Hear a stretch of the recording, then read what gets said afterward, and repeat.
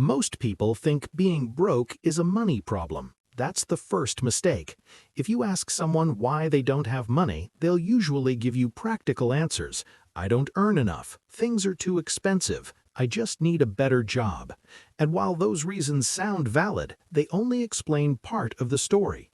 Because if money alone solved the problem, then everyone who earns more would automatically stop being broke.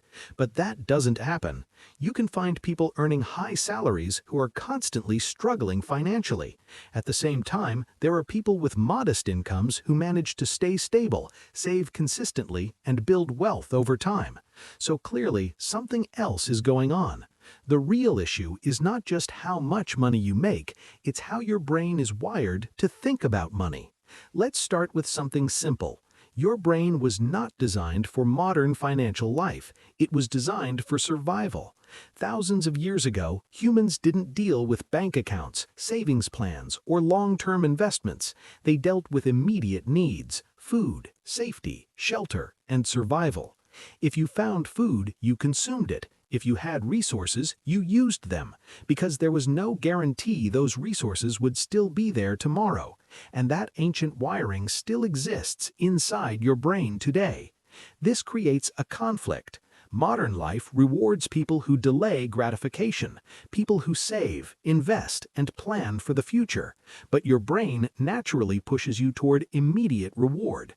And here's the key detail. Dopamine is the chemical in your brain associated with motivation and reward. When you anticipate something pleasurable, buying something new, eating good food, or experiencing something exciting, dopamine levels rise. And here's the key detail. Dopamine is not released after you get the reward. It's released in anticipation of it. That means your brain gets excited before you spend money, not after. So when you see something you want, a new phone, clothes, gadgets, your brain is already rewarding you for the idea of getting it. At that moment, your decision is no longer purely logical, it's chemical. You're not just choosing to spend money, your brain is pushing you toward it. Now combine this with something else. Modern environments are designed to trigger dopamine constantly. Advertisements, social media, online shopping, everything is engineered to show you things you don't have and make you want them immediately. You're not just dealing with your own impulses, you're surrounded by systems designed to amplify them. So every time you open your phone, scroll through content, or walk into a store, your brain is being nudged toward spending, and this happens repeatedly throughout the day, which leads to a pattern. Small decisions, small purchases, small moments of, "I'll just get this." Individually, they don't seem like a problem, but over time, they compound. Now here's where things get more interesting. There's another psychological force at play called hedonic adaptation. This means that when you buy something new, the excitement doesn't last. At first, the purchase feels rewarding, it feels satisfying, it feels like progress. But very quickly, your brain adjusts. The new phone becomes normal. The new clothes become ordinary. The excitement fades, and once it fades, your brain starts looking for the next reward. This creates a cycle: desire, purchase, temporary satisfaction, adaptation, new desire. And that cycle keeps repeating, which means you're constantly spending money to chase a feeling that doesn't last. Now combine dopamine with hedonic adaptation and you get a powerful system working against you. Your brain pushes you to spend, and when you do spend, the satisfaction disappears quickly, pushing you to spend again. But there's another layer to this, and it's even more subtle: social comparison. Humans are naturally wired to compare themselves to others. In the past, this had survival benefits. It helped people understand their position within a group. But in modern life, this instinct has been amplified to an extreme level. Because now you're not just comparing yourself to people around you, you're comparing yourself to hundreds or thousands of people online. People showing their best moments, their best purchases, their best lifestyles. You see vacations, cars, clothes, experiences, and your brain does something automatic. It starts measuring your life against what you see. Even if you logically know that social media only shows highlights, your brain still reacts emotionally. It creates a sense of lack. It makes you feel like you're behind, and that feeling drives behavior. You start wanting things not because you need them, but because they represent a certain image, a certain status, a certain version of life you feel you should have.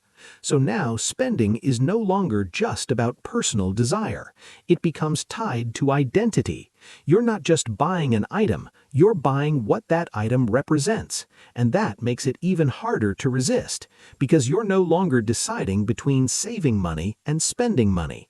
You're deciding between who you are and who you feel like you should be. Now, let's go deeper. There's something called present bias. This is the tendency to prioritize immediate rewards over future benefits.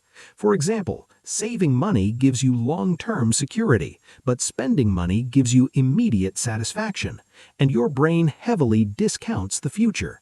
It treats future rewards as less valuable than present ones.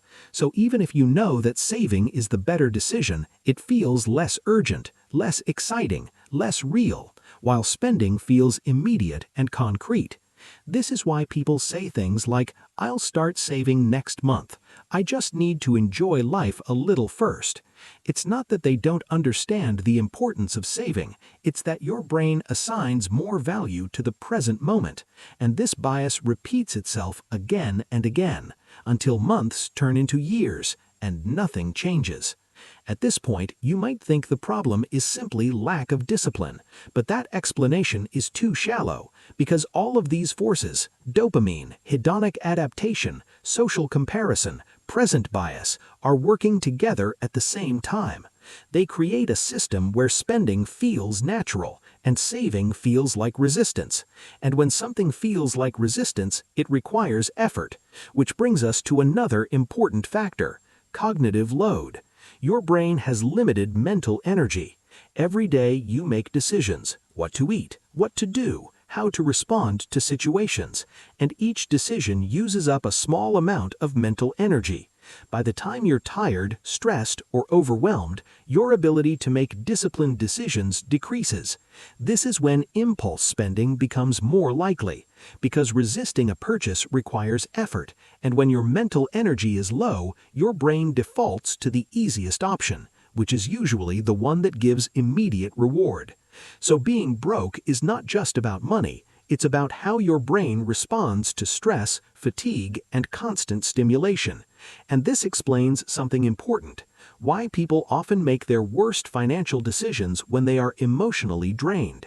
After a long day, after stress, after frustration, spending starts to feel like relief, like a reward, like a way to regain control. But that relief is temporary, and the consequences are delayed, which makes the pattern hard to break. Because your brain learns something dangerous. It learns that spending makes you feel better, even if it's only for a short time.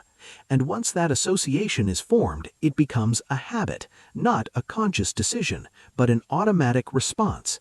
And that's where the real problem begins. Because once financial behavior becomes automatic, it no longer feels like a choice. It feels like something that just happens.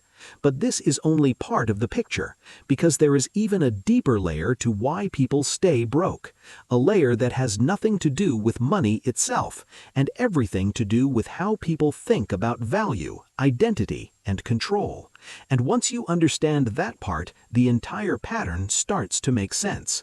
The deeper reason people stay broke has very little to do with money itself. It has to do with identity. Because over time, your financial behavior becomes something more than just a series of decisions. It becomes a pattern, and that pattern becomes part of how you see yourself. You don't just spend money, you become someone who spends like that. You don't just struggle financially, you start to see yourself as someone who is always trying to catch up. This is where things get powerful, because once a behavior becomes tied to identity, it stops feeling like something you do and starts feeling like something you are, and your brain will always try to stay consistent with that identity. This is called self-consistency bias. People tend to act in ways that match how they see themselves, even when that behavior is harmful. So if someone unconsciously identifies as bad with money, their actions will quietly reinforce that belief. They might overspend, avoid checking their finances, delay saving, not because they consciously want to fail, but because their behavior is aligned with their internal identity. And every time that pattern repeats, it strengthens the identity even more. It becomes a loop: behavior, identity, behavior. Now here's where it gets even more subtle. Many people don't just have a financial identity, they have a scarcity mindset. A scarcity mindset is the belief that there is never enough. Not enough money, not enough opportunities, not enough security. At first glance, this might seem like a natural response to being broke, but psychologically it does something very specific. It narrows your focus. When your brain perceives scarcity, it prioritizes immediate needs over long-term planning. It becomes hyper-focused on the present. This can lead to decisions like, "I need this now. I'll figure the rest out later," even if those decisions create bigger problems in the future.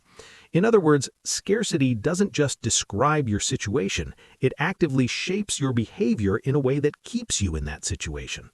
Now, combine that with something else: emotional spending. Most people don't spend money purely for logical reasons. They spend money to change how they feel. When someone is stressed, buying something can feel like relief. When someone feels behind in life, spending can feel like catching up. When someone feels low, spending can feel like reward. This is because spending activates the same reward systems in the brain we talked about earlier. It creates a temporary shift in emotional state. And that's the key word: temporary, because once the feeling fades, the financial reality remains. And sometimes it becomes worse, which creates more stress, which increases the desire to escape that stress, which leads to more spending, another loop. Now here's something that doesn't get talked about enough: avoidance. Many people avoid looking at their finances. They don't check their bank account regularly. They don't track their spending. They don't calculate how much they actually need. And this avoidance is not laziness, it's psychological, because looking at the numbers can trigger discomfort. It can create anxiety, guilt, or even shame.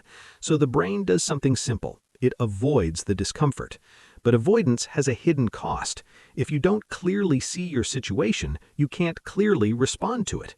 So instead of making intentional decisions, you operate on autopilot. And autopilot is usually guided by habit, which brings you back to the same patterns. Now let's go even deeper. There is something called loss aversion. This is the tendency to feel the pain of losing something more strongly than the pleasure of gaining something. And this affects financial behavior in a surprising way. For example, spending money can feel like a loss, but not spending money can feel like a loss as well. If you don't buy something you want, your brain frames it as, "I'm missing out." So now you're in a situation where both options feel uncomfortable. Saving feels like missing out. Spending feels like losing money. And in that conflict, the brain often chooses the option that gives immediate relief, which is spending, because at least that removes the feeling of missing out for now. Another important factor is environment. Your surroundings influence your behavior more than you think. If you're constantly exposed to people who spend freely, it normalizes that behavior. If your environment is filled with advertising, luxury signals, and consumption-driven messaging, it shapes your perception of what is normal. Over time, your baseline shifts. What once felt expensive starts to feel reasonable. What once felt unnecessary starts to feel justified. And without realizing it, your spending adjusts to match your environment. Now combine everything: dopamine pulling you toward reward, hedonic adaptation pushing you to chase the next thing, social comparison making you feel behind, present bias prioritizing now over later, scarcity narrowing your focus, identity reinforcing your habits, emotional spending giving temporary relief, avoidance keeping you unaware, loss aversion making saving feel like missing out, environment constantly influencing your perception. This is not one problem, it's a system, and that's why being broke often feels so hard to escape, because you're not just trying to change your income, you're trying to change a set of psychological patterns that are working together. But here's the part most people miss. The solution is not just make more money, because if the underlying patterns don't change, more money just scales the same behavior. People who earn more without changing their habits often just spend more, which means the situation doesn't improve, it just gets bigger. So the real shift is not financial at first, it's mental. It's becoming aware of the system, because once you can see the pattern, it stops being invisible. And once it stops being invisible, you can interrupt it. You can pause before spending. You can question whether a purchase is emotional or intentional. You can recognize when social comparison is influencing your decisions. You can become conscious of your identity and start reshaping it. Instead of saying, "I'm bad with money," you start asking, "What would someone who is good with money do in this moment?" That single shift creates distance between you and the pattern, and in that space, you gain control. Because the truth is simple. Being broke is rarely just about money, it's about behavior. And behavior is shaped by psychology. And once you understand the psychology, you stop fighting symptoms and start changing the system itself.